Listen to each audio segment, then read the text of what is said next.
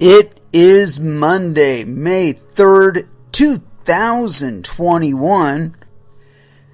It is 8 p.m. Pacific Standard Time, and so you know what time it is. It's time for a little bit of coin metal. It was yet another non-virtual get your ass kicked at Jiu-Jitsu Monday. I don't like inversions. I think I've said this before on the show. I get good at them eventually, I have gotten good at them previously, but I have a lot of trouble with fucking inversions, when you're rolling over on your shoulders and stuff. So like Granby rolls and even front rolls and back rolls, I sometimes have some trouble with.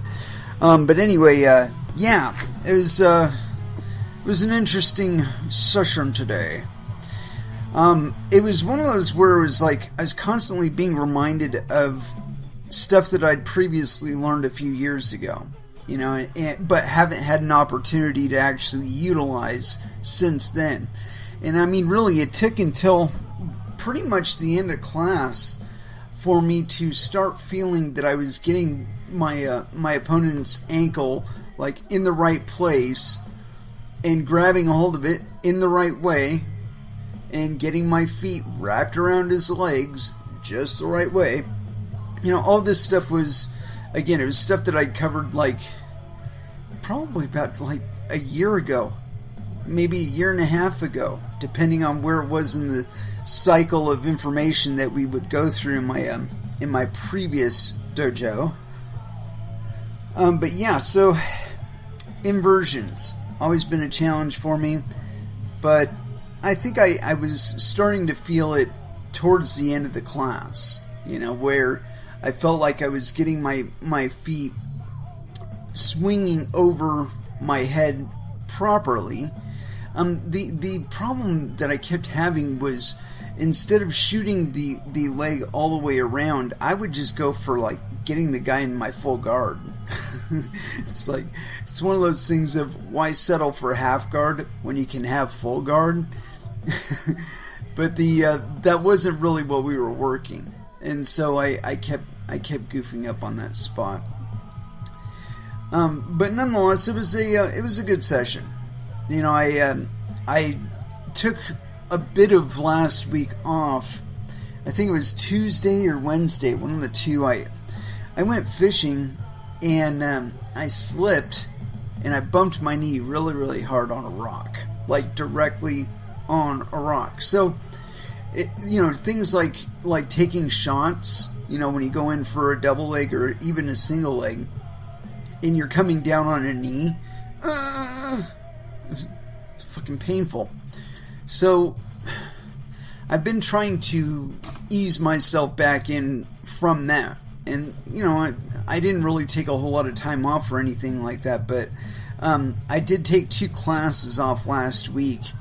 And I did this brutal fucking self-workout. And it didn't even look... I'm sure if somebody was watching me, they would have thought everything is serene, everything is calm. He's just kind of dicking off over there with those 10-pound dumbbells.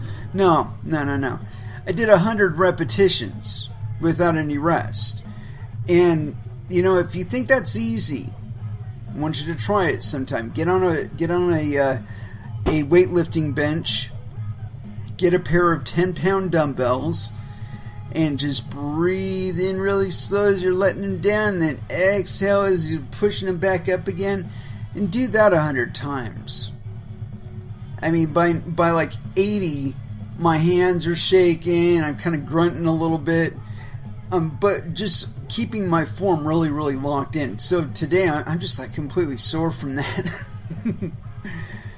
But it's funny because I feel like I'm kind of cheating, but the fact of the matter is that I've been working out my entire life, and so it's always been a challenge for me to maintain a certain body fat level, if not just get to it. And part of it's my eating habits, part of it's my sleeping habits, and of course exercise. But nonetheless, I've hit a couple periods, and it's been most easily maintained and whatnot while I'm doing jiu-jitsu consistently. If I'm doing jiu-jitsu like 4 times a week minimum, consistently, I can maintain it and actually get to where I'm losing weight. But I've been trying to incorporate just more water. I tend to drink a shit ton of iced tea. Love iced tea. But it's not all that good on your teeth. So I've been trying to increase my water intake and decrease my tea intake. And because the ones I have, they're bottled. And the thing about them is it's got fucking hydrogenated or whatever corn syrup in it, and that stuff is just like super glued to fat. So you down one, you're going to be carrying around another pound or two for a week, or not necessarily a week, but you'll put on a pound for a moment or two at least. And so like I said, I've been trying to cut those out, and just being consistent with working out. I didn't let the injury stopped me from going to the gym. I went into the gym, and even though I didn't do jiu-jitsu per se, I did do a lot of exercises and stretches that pertain to jiu-jitsu and were meant specifically to kind of help heal up my knee. And that felt pretty good. I came away from it not feeling like I dinged my knee too much, but I did a full class today. I was going to stay for some positional stuff afterward, but I did not. Mostly because I figured that even though I did manage to get through the class without bumping it too much, I was still bumping it, and it was getting kind of annoying. I kind of like it to heal up before I go having people trying to tie it up in locks and shit like that. So maybe another day out, maybe another 2 days out, but soon enough, I'm going to be getting back to where I was before I bumped my knee. And it's weird. It's like I start getting into a stride, and then something will happen. I'll bump my knee, I'll bump my leg. Somebody will go too aggressive on my leg. Somebody will go too aggressive on one of my arms, or, I don't know. Something always happens. I ended up getting sick not too long ago. That kept me out for a bit. And so I imagine at one of these times I'm going to get up onto a stride and be able to maintain and exceed where I was. Anyway, let's go ahead and throw down with some music. I know that's kind of short and all that, and I didn't really go into too much of what we covered today, but like I said, I was having a bit of frustration with the old inversions. I'm going to have to start doing some singles drills involving nothing but inversions and transitioning from one leg to the other, doing it from the knees, doing it from the butt, so much. Anyway, let's go ahead and throw down with some music, and we're going to go with body count to begin with, so I'm just going to get that out of the way. But what song? Well, here we go. Institutionalized 2014. First Dance, here on Coin Metal.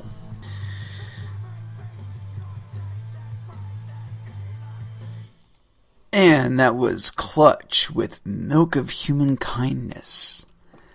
And so, as far as what we're going to get into today, as normal, I got a ton of tabs.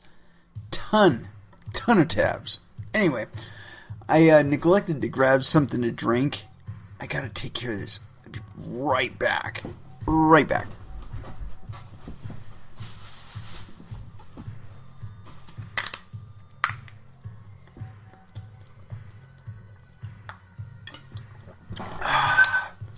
Alright. Man, I am tired today. I just say it. I just get it out of the way right now. Spent about I want to say 4, maybe 5 hours having probably one of the most epic days of fishing that I've had in a very long time. I caught fish pretty much everywhere I put the line, man. I was just I cast it out there, I lift the bait, I got a fish on. It just happened. So yeah, I'm kind of tired from that. Anyway, first thing I got here is on BitcoinMagazine.com. Taproot is coming, what it is, and how it will benefit Bitcoin. And this is by Aaron Van Werdum. It was authored on January 24th. What? Oh, no wonder. Never mind. This thing is... Check this out. This was authored in January 24th, 2019. I don't know that anybody is even using Taproot. I mean, it's been promised on multiple coins. But let's go into this, because it describes exactly what Taproot is, and so if you do ever see any kind of implementation of it, you'll actually recognize what they're talking about. So here it is.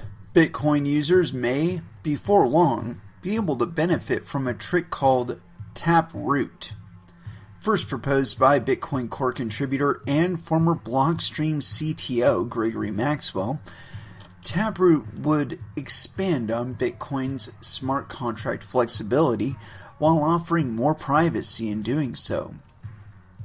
Even the most complex smart contracts would, on the blockchain, typically be indistinguishable from regular transactions.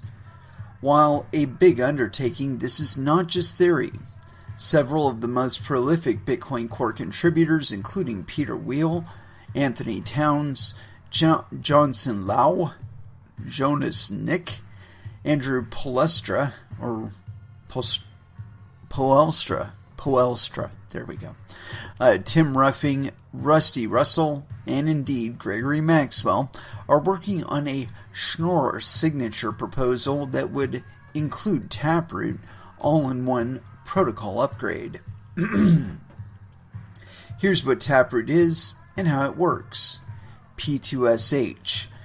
All Bitcoins are essentially, quote, locked up in scripts. A couple lines of code embedded in a transaction included in the blockchain that define how the coins can be spent in the next transaction. Spending conditions usually involve providing a signature to prove ownership of the coins, but other well-known conditions, for example, include time locks. Coins can only be spent after a specific block height or date, or multisig. Coins can only be spent if some number of private keys out of a set of private keys provide signatures. Different conditions can be mixed and matched to create complex types of smart contracts. An example of such a contract could be that coins can be spent if both Alice and Bob sign, or if Alice alone signs after a week has passed, or if Bob alone signs while also providing a secret number. Whichever of these three common conditions is met is how the coins are spent.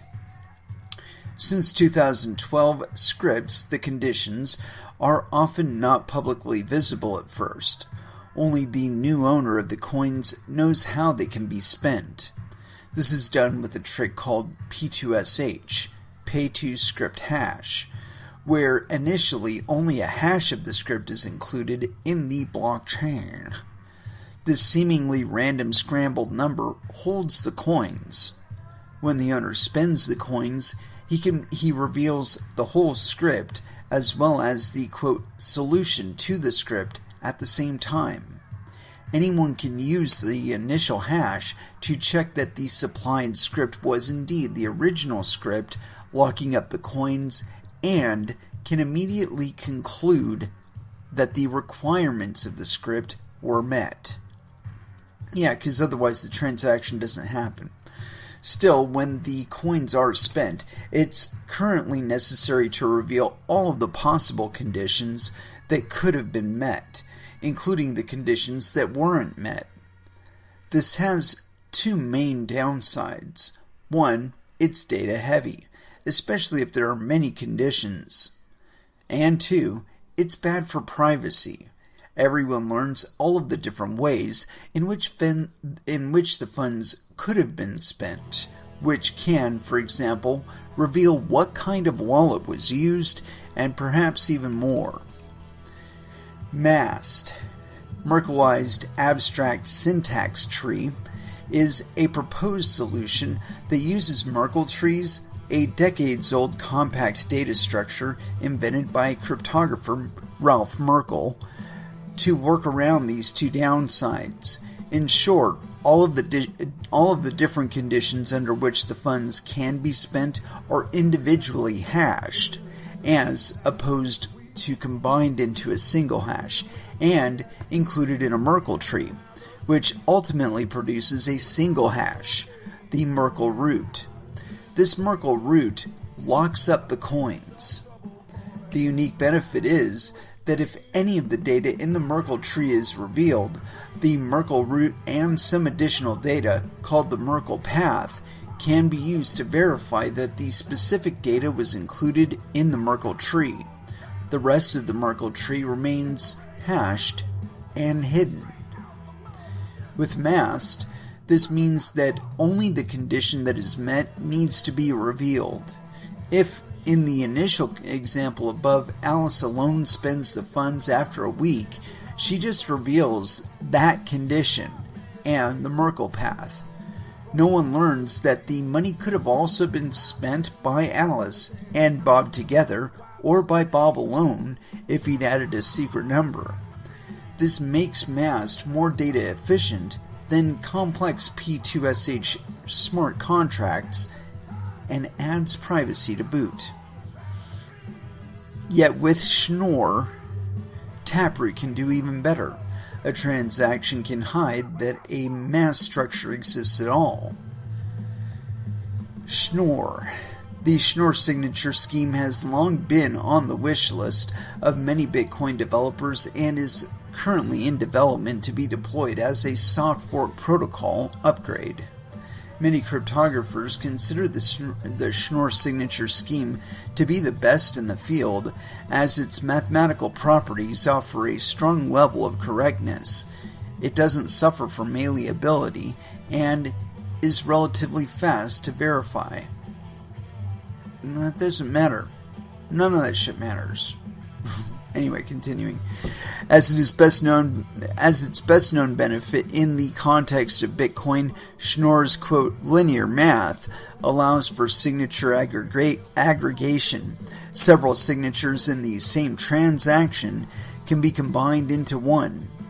A similar trick could be applied to multisig transactions, combining both public keys and signatures into, quote, threshold public keys and threshold signatures. A multi-signature transaction can be made indistinguishable from any other transaction. And the signature scheme can be used in even more interesting ways. For example, it's possible to use data to, quote, tweak both a private key and a public key. As a simplified example, a private key and its corresponding public key could be tweaked by multiplying both by 2. The, quote, private key times 2 and the public key times 2 would still correspond, and the private key times 2 could still sign messages that could be verified with the public key times 2. Anyone unaware that the original key pair was tweaked wouldn't even see the difference. The tweaked keys look like any other key pair. This is what enables Taproot. Taproot is based on an interesting realization. No matter how complex, almost any mass construction could or should include a condition that allows all participants to agree on the outcome and simply sign off on the settlement transaction together. In the earlier example, if Bob knows Alice can, by herself, claim all of the funds next week, he might as well cooperate with her now to sign off altogether. In many typical smart contract setups, he would even be penalized if he doesn't. The complexity really just serves to keep everyone honest. You know what? You don't even need the complexity. You just settle the fucking transaction and you don't have to worry about it. All this bullshit to get around that. Anyway, continuing. Taproot resembles mast and always includes a condition where all participants can cooperate to spend the funds, the quote, cooperative close. By utilizing Schnorr signatures, this is where it gets interesting. First off, the cooperative close would utilize Schnorr's threshold trick to make it look like a regular transaction from one person to another. So, the public keys of all participants are added together, resulting in the, quote, threshold public key. Corresponding with this threshold public key, the combination of all participants' signatures, their, quote, threshold signature, allows them to spend the funds. So far, so good, but spending the funds as if it were a normal transaction is the only thing they can do. No mast-like structures yet. That's where the other Schnorr trick comes in. All of the alternative ways in which the funds can be spent, the non-cooperative outcomes, are this time combined into a different script. This script then is hashed and used to tweak the threshold public key. Rather than public key times 2 as used in the example earlier, this results in a, quote, threshold public key X script. We're still simplifying. This threshold public key X script corresponds, of course, to a threshold signature X script. Now, if the money is spent cooperatively, all participants combine their signatures into the, quote, threshold signature and tweak it with the script. The resulting threshold signature X script allows them to spend the funds, yet, and importantly, to the outside world, all of this would still just look like a regular public key and a regular signature, a regular transaction. Only if a cooperative close proves impossible, the threshold public key can be shown for what it really is, tweaked. In this case, both the original threshold public key and the script are revealed. This proves that the threshold public key X script was tweaked with this specific script. So, like the hash in P2SH, the tweak proves to the world that the funds should be spendable if the alternative conditions as specified in this script are met. And, like with P2SH, these conditions are of course immediately met to spend the funds. Alternatively, instead of tweaking the threshold public key with script, the threshold public key can be tweaked with a Merkle root of a Merkle tree that includes all of the different conditions under which the funds can be spent, a masked signature. To spend the funds, then, only the spending condition that's been met needs to be revealed.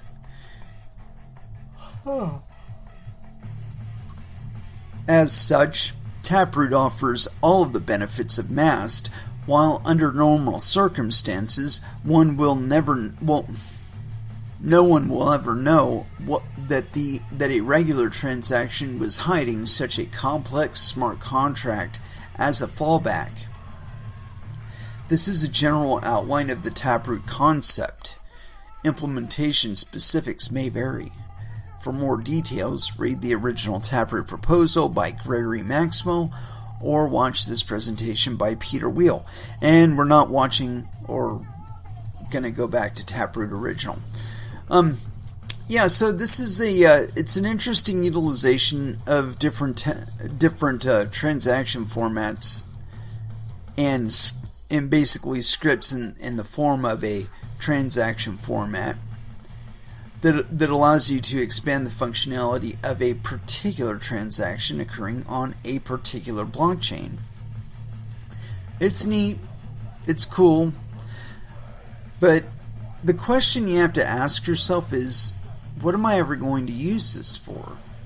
And it's not to say that there isn't any use for it, it's just, what would my particular use case for it be? And I mean, if you have to stretch too far to try and justify its use, then chances are you're probably not going to use it. Anyway, moving forward, I wanted to get into this one. It's on Coindesk.com. Bitcoin mining difficulty sees largest downward adjustment of the year. And this one was authored by Colin Harper, and it was authored on May 1st, 2021 at 1:30 p.m. PDT. So yes, penis. Bitcoin's mining difficulty just fell 12.6%, the network's largest downward correction of the year, following mass miner outages in China's coal-rich provinces. Mining difficulty is a self-correcting and internally referenced score which dictates how hard it is for miners to find the next block in Bitcoin's blockchain. Bitcoin's starting difficulty was 1. Every increase from this indicates exponentially increasing difficulty. The difficulty adjustment ensures that blocks are added to the chain at a steady pace, roughly every 10 minutes on average. Bitcoin's mining difficulty was currently at 20,608 trillion, according to data queried from this journalist node. This is down from the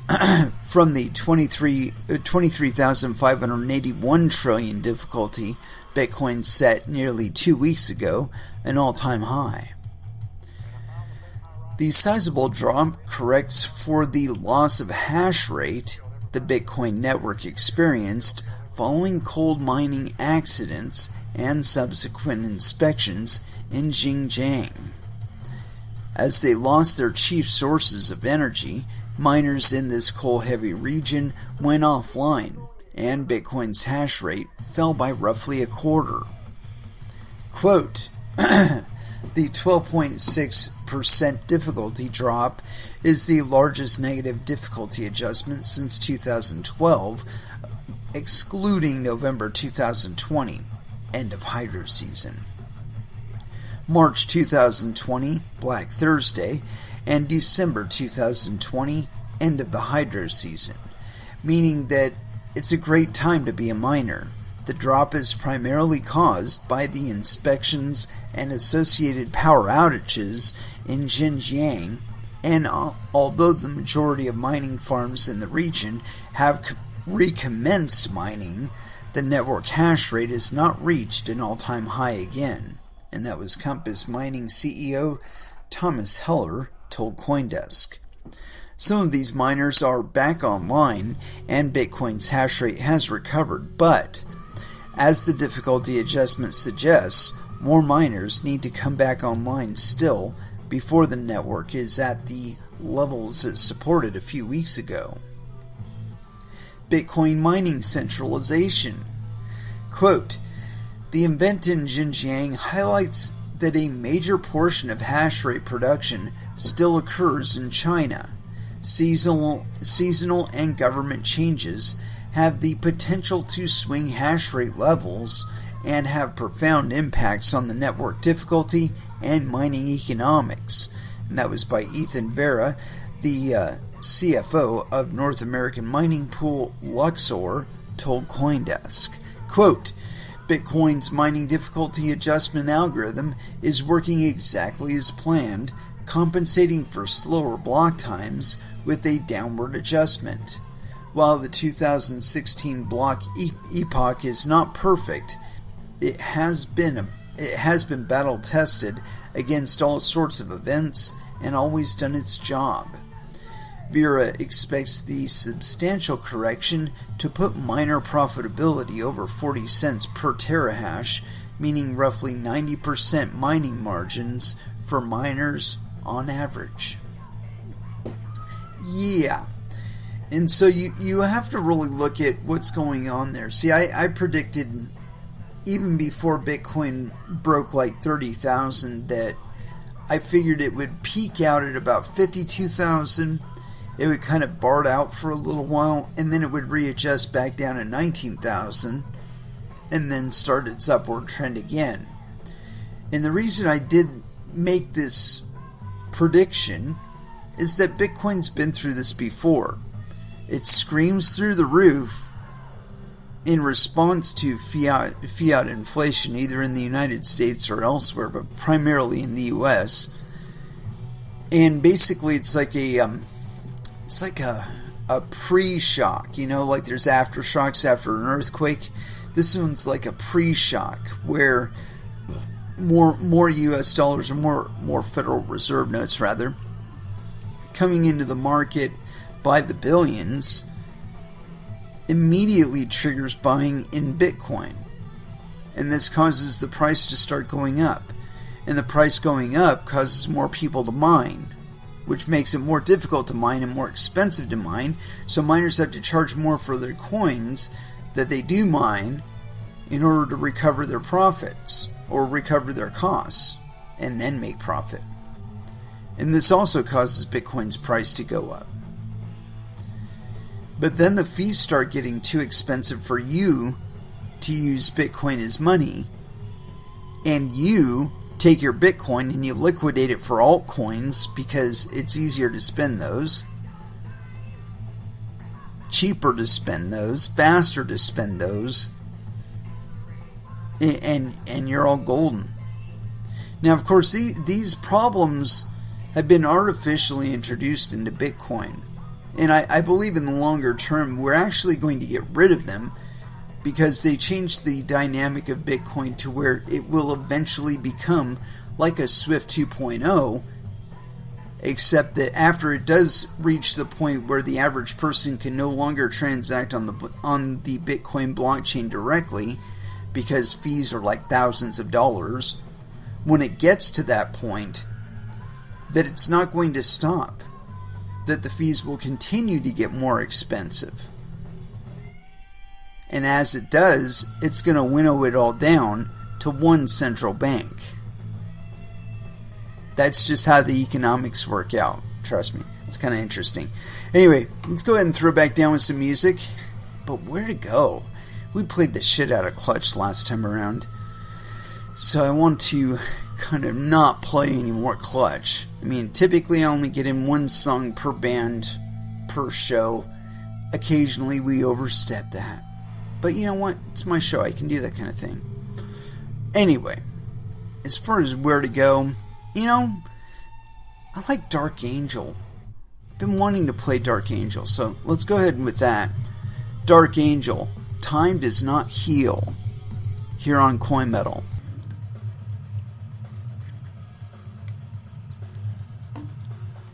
And that was Meshuggah with Beneath.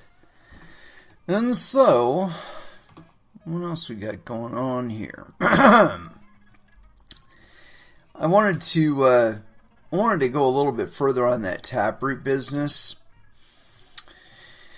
And it's on bitcoinmagazine.com. And I'm pretty sure this is why that original article that we went through that was like 2 years old was even up.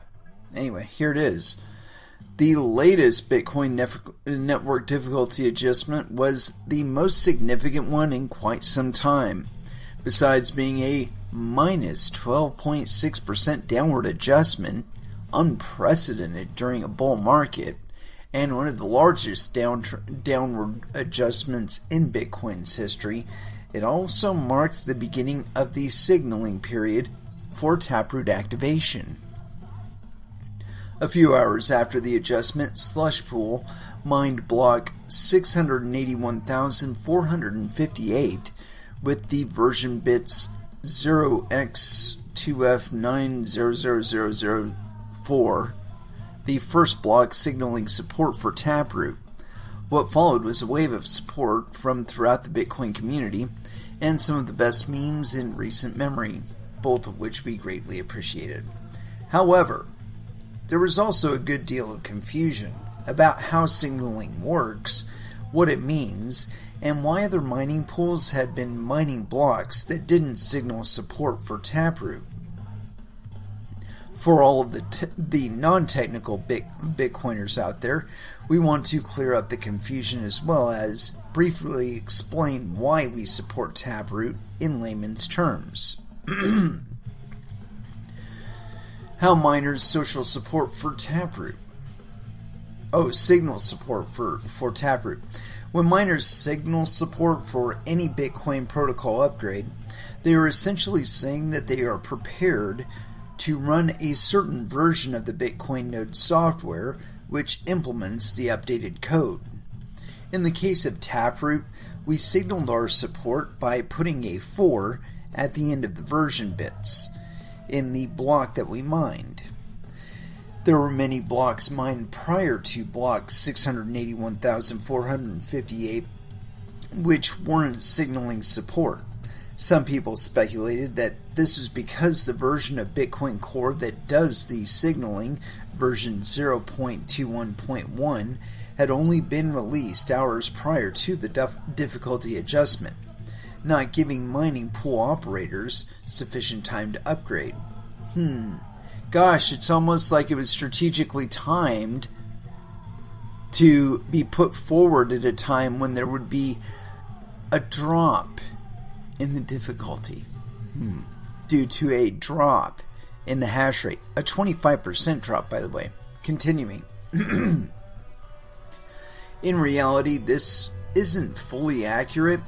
We are not waiting on the edges of our seats for the official core Bitcoin Core release so that we can update our nodes and signal immediately.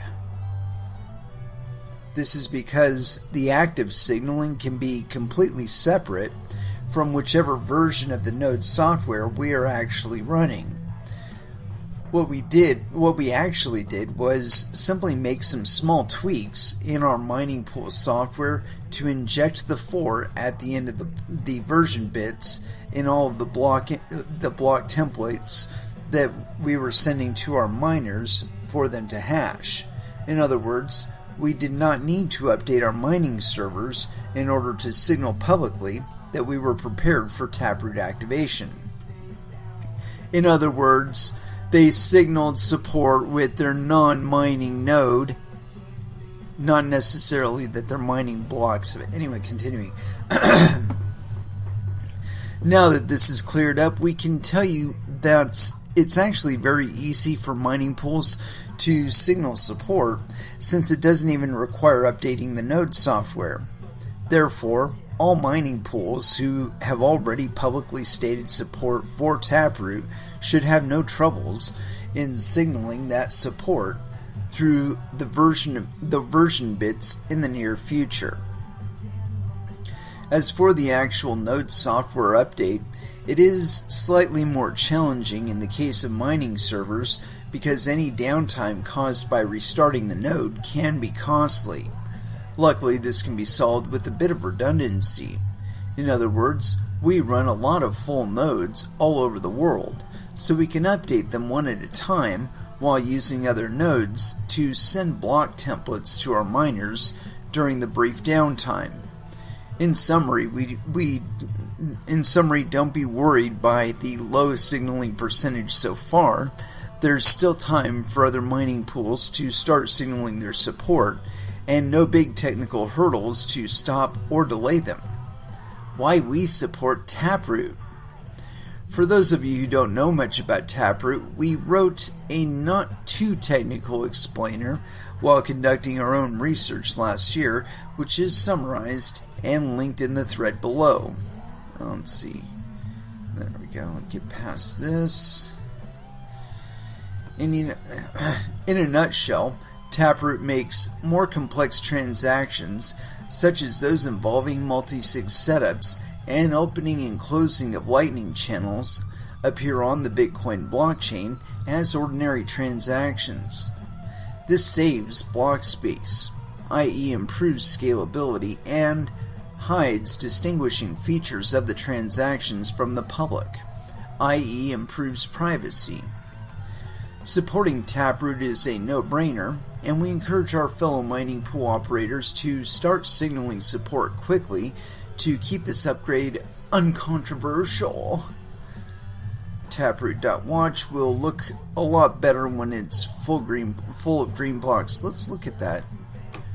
Let's see what this thing is. Taproot.watch. The vast majority of the blocks are not signaling support, but more of them are as time goes on. Like the first band is all red. The second band has one supporting block. The next band has two supporting blocks. The next band has 1, 2, 3, 4, 5, 6, 7, 8, 9 supporting blocks. Next one has 1, 2, 5, 7, 8, 9, 10, 11, 12. So it appears as though they're getting additional support with each round. But the thing about this is that there's no guarantee that, or there's not necessarily actually any need for it. You know, I mean, if you don't actually need this, it's not actually going to mean anything to you. Continuing.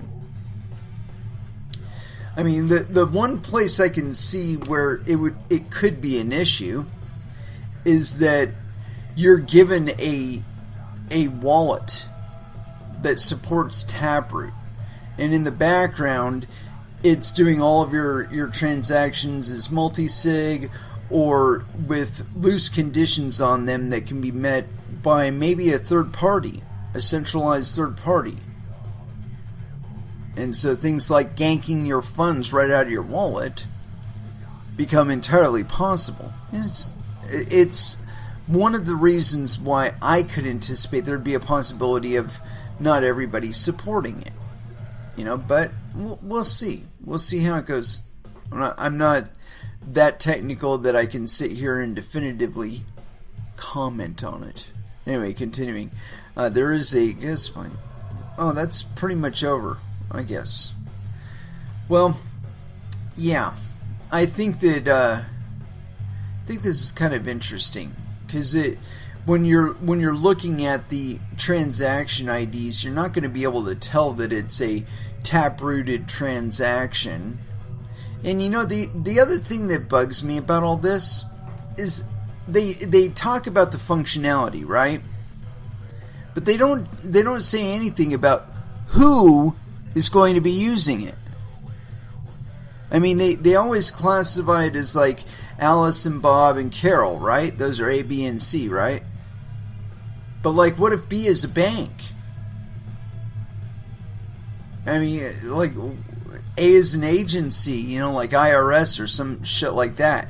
I mean, really, they don't talk about who is actually going to be using this software. I mean, the assumption is it's going to be you, right? Right?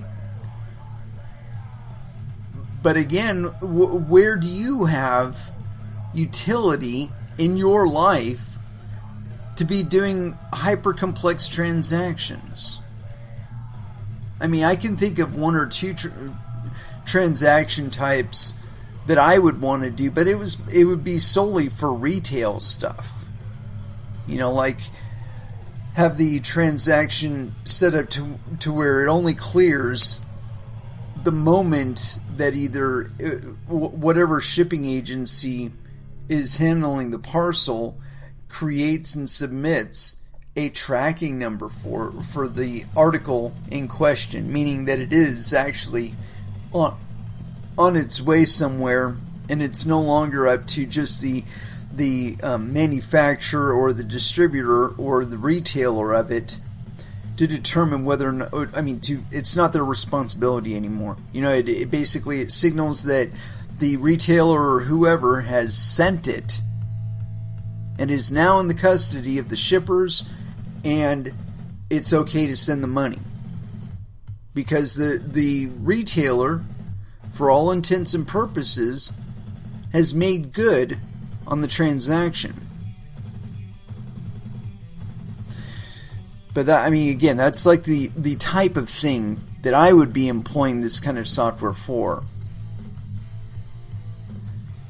But when you think about who else would be using this, I mean, this would be the perfect thing if you're like a bank and you wanted to give people the impression that it was still their Bitcoin after they sent it to you, and you were doing custody for them, you're just basically allowing them to spend the equivalent of IOU tokens with people who are willing to accept those IOU tokens as quote-unquote money, because there is an assumption on their end that at some point or another they're going to be able to take those tokens and cash them out for actual Bitcoin.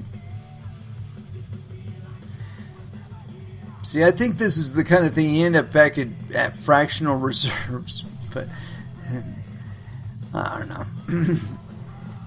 We'll find out. You know, again, it's one thing for an implementation to come into existence. It's another for people to actually use it. And when you're considering a implementation, you have to question who is going to use it. How can it be used? I mean, for all you know, you're just alpha testing shit for banks. Anyway, the next thing I got here is on Cointelegraph.com. And this is by Samuel Hague. It was authored on April 23rd, 2021. Bitcoin incentivizes renewable energy, agree Elon Musk and Jack Dorsey. Actually, it does more than that, but I'm not going to go into that thesis here. Some of Bitcoin's most prominent backers have sought to make the... Wait a minute, who authored this damn thing? This is by Samuel Hague. Yeah, okay, so yes, penis. Some of Bitcoin's most prominent backers have sought to make the case for Bitcoin's environmental efficiency with a collaborative paper from researchers at financial services firm Square and investment manager ARK Invest, asserting that Bitcoin mining can drive increased efficiency in renewable energy production. The paper, authored by the Bitcoin Clean Energy Initiative, or BCEI, seeks to counter the claim that the computation required to secure Bitcoin is environmentally damaging and ruining the planet, arguing that Bitcoin mining incentivizes the generation of electricity, quote, from renewable carbon-free sources. It does more than that. The paper has received support from top crypto luminaries, including Square's Jack Dorsey and Tesla's Elon Musk and ARK Invest's Cathie Wood. Wait, hold on. Square's Jack Dorsey? What about Twitter's Jack Dorsey? Jesus Christ. Let me see if I can find the paper. Alright, cool. In an April 22nd Twitter thread, Square argues that while solar and wind can produce energy cheaper than fossil fuels, these renewable sources typically produce excessive supply when demand is low and conversely struggle to meet needs of consumers and industry when demand is high. According to the researchers, the issue of divergent renewable production and demand for electricity could be mitigated by building an ecosystem, quote, where solar and wind batteries and Bitcoin mining coexist to form a green grid that runs almost exclusively on renewable energy. Quote, not only is this doable, it is doable without jeopardizing the sector's profitability. The paper describes Bitcoin's mining sector as, quote, an energy buyer of last resort that can be situated anywhere in the world. Despite solar and wind energy costing between roughly half and 1/3 of fossil fuels per kilowatt hour, the paper asserts that the geographical limitations of renewable power plants typically results in energy supply being, quote, either abundant or non-existent. By combining Bitcoin mining with renewable energy storage, the paper argues that the limitations of batteries and energy dissipation can be offset by diverting excessive electricity to mining farms. If miners were able to capture just 20% of wind and solar energy that is delayed on U.S. power grids, BCEI estimates that global mining capacity could triple. The mobilization of miners as an energy buyer of last resort would also bolster the profitability of the renewable energy sector, offering producers the opportunity for quote, arbitrage between electricity prices and Bitcoin prices. In a sense, the unlimited appetite of miners allows them to eat whatever remains of the duck's belly. Given these benefits, we believe it makes logical sense for utility-scale storage developers to augment their current battery offerings with Bitcoin miners. I think this is the wrong solution, but anyway, continuing. The paper also asserts that the costs associated with expanding renewable energy will see accelerated decline. The Bitcoin and energy markets are converging, and we believe energy asset owners of today will likely become the miners of tomorrow, it said. However, not everyone is convinced of BCEI's assertions, with popular analyst Maddie Greenspan describing the report as, quote, justifying Bitcoin's massive energy consumption. Whatever. Rather than offer a solution to Bitcoin's ever-increasing energy consumption, Greenspan describes BCEI's paper as offering the blueprint for, quote, an energy-intensive feedback loop. The main focus of the paper doesn't seem to seek out solutions so much as justify Bitcoin's massive energy consumption and paint a rosy picture of how it might positively impact the clean energy sector, Greenspan argued.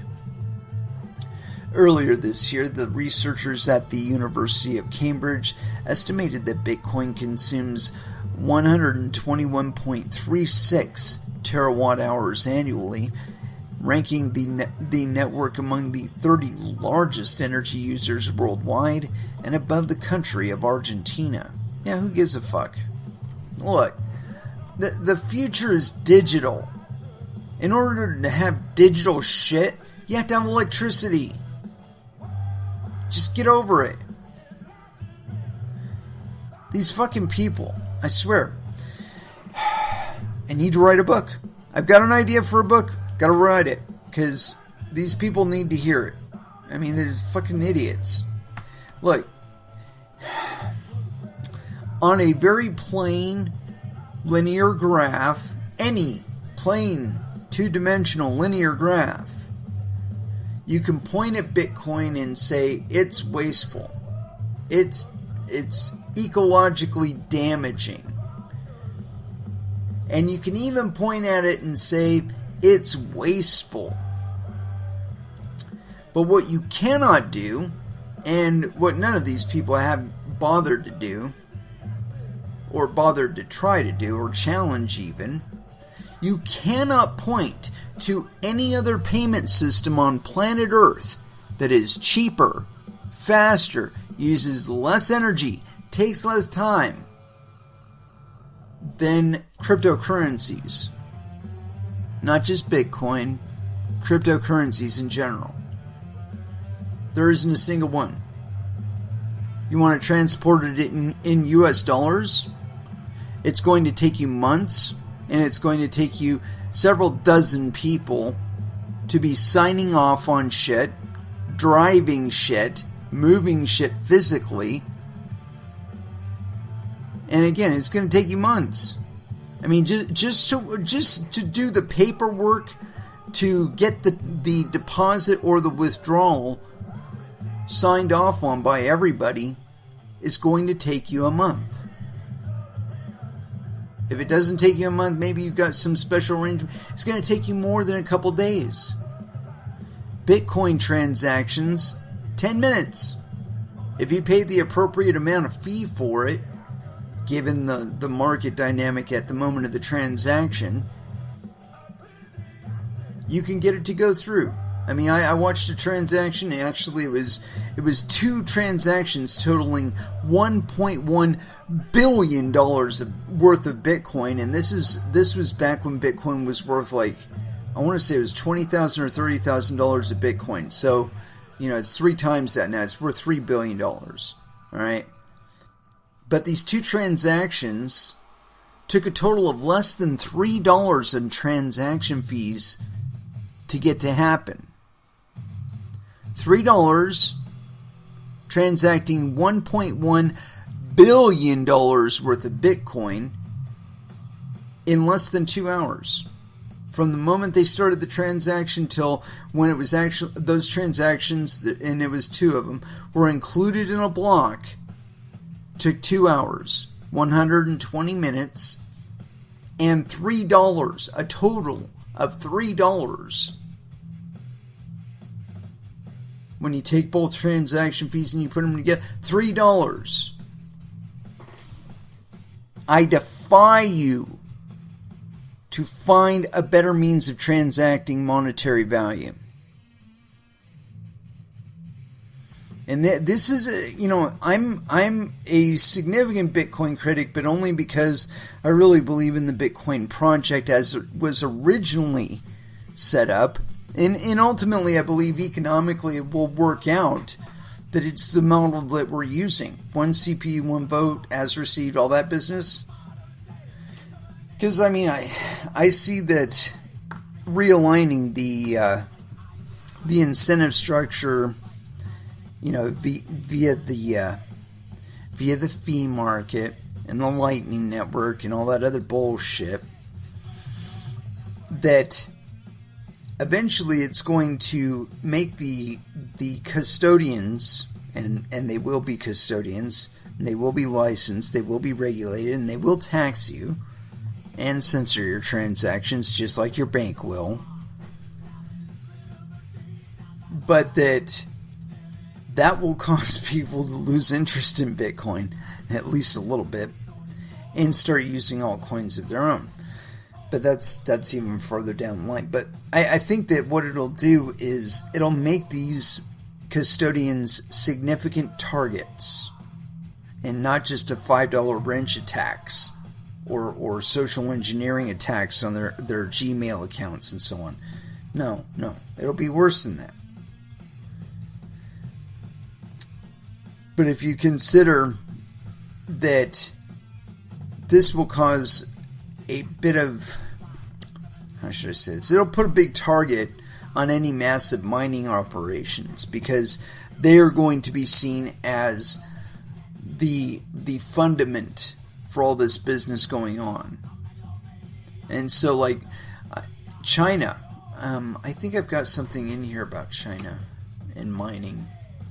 They're having this thing right now where they had some coal accident, I believe it was, and that's making them reevaluate their whole coal-dependent energy grid.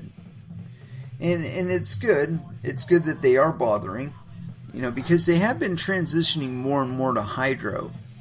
I really believe that this whole Bitcoin Clean Energy Initiative business, they're putting a name on something that's already organically happening. It was happening before they noticed it. They noticed it, they gave it a name, and now it sounds like they invented it. They didn't invent shit.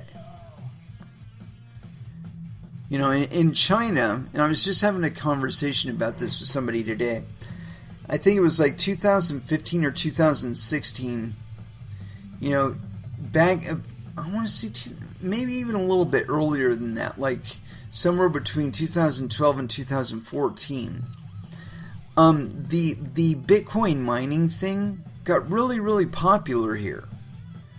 People were buying several video cards and mining Bitcoin with them, and they still do on GPUs, just not as much. But anyway, this caused all kinds of issues. But shortly after that, okay, at the peak, about 90% of the hash rate on the Bitcoin network was coming out of America, and nobody gave a shit about it.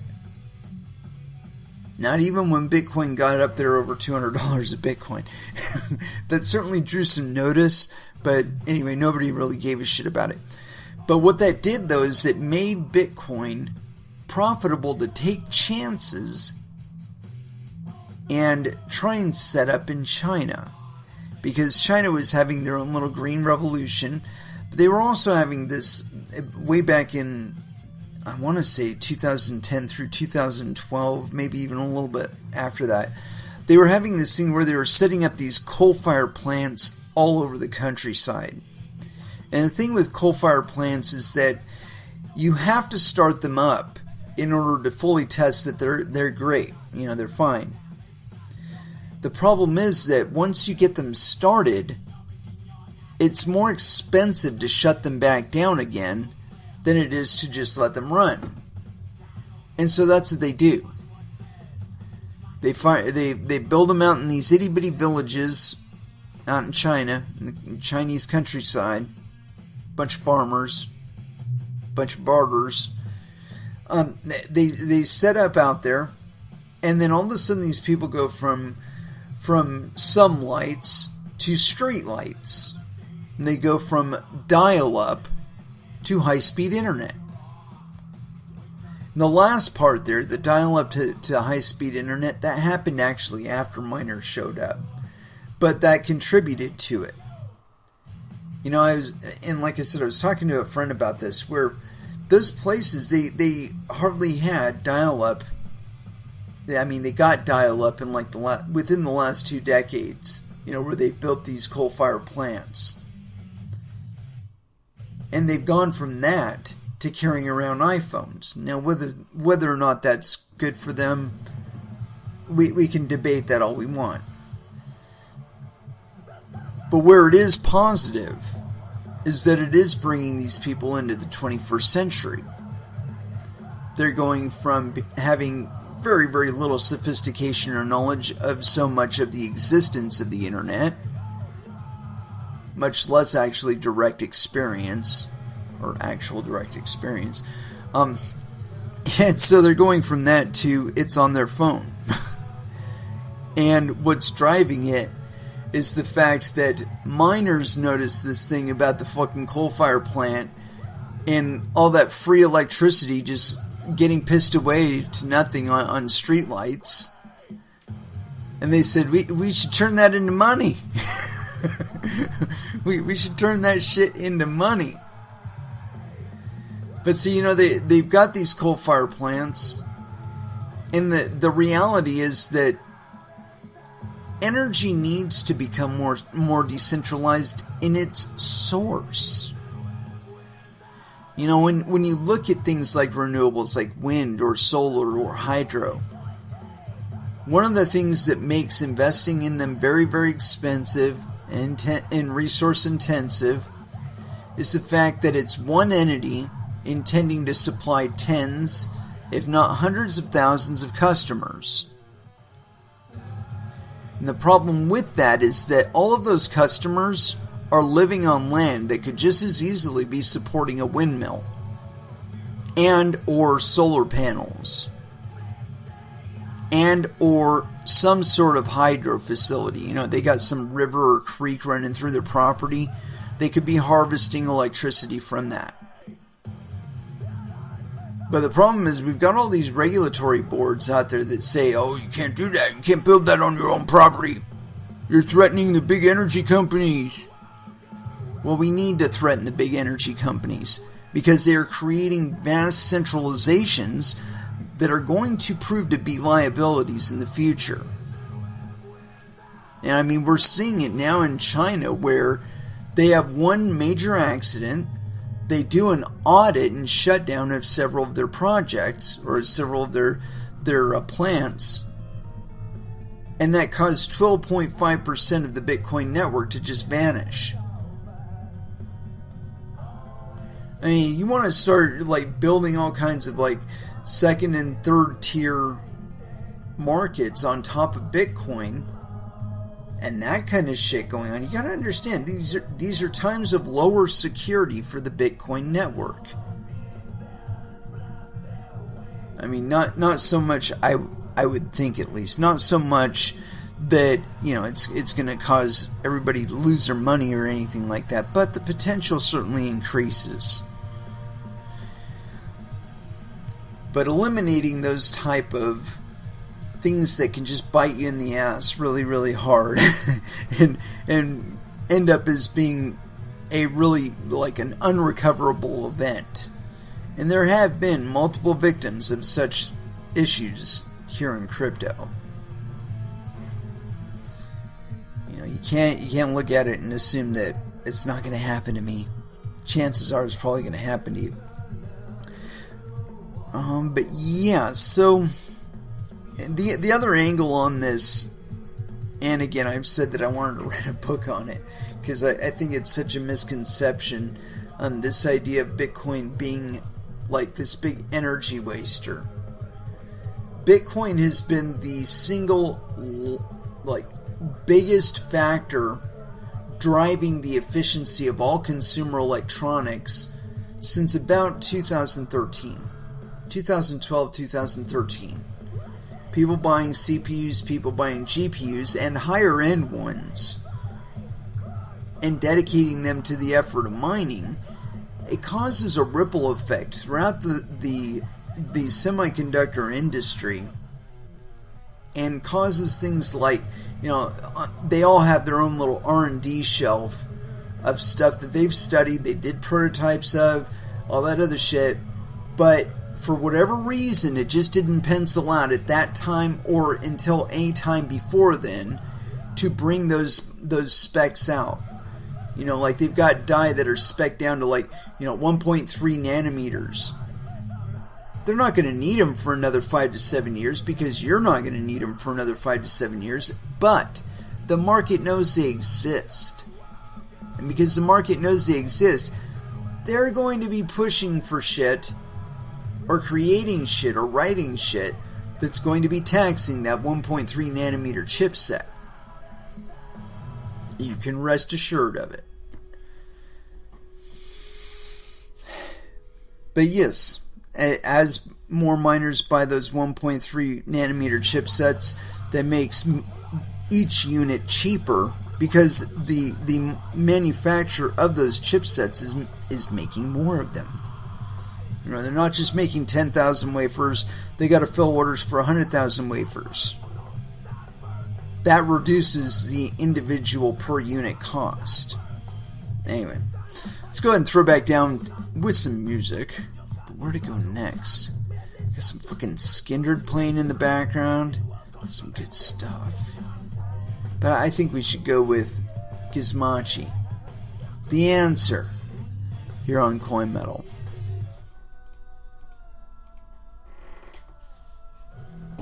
And that was Skindred with Start First.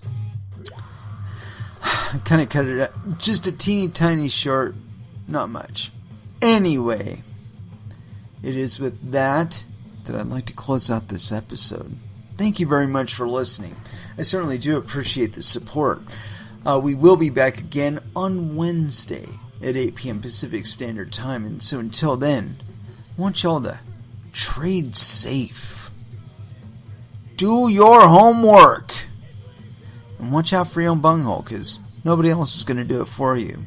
And as far as our last dance is concerned, I want to go a little old school here. A little Judas Priest, Electric Eye, Last Dance, here on Coin Metal. Thank you again for listening, and y'all have an excellent evening. Good night.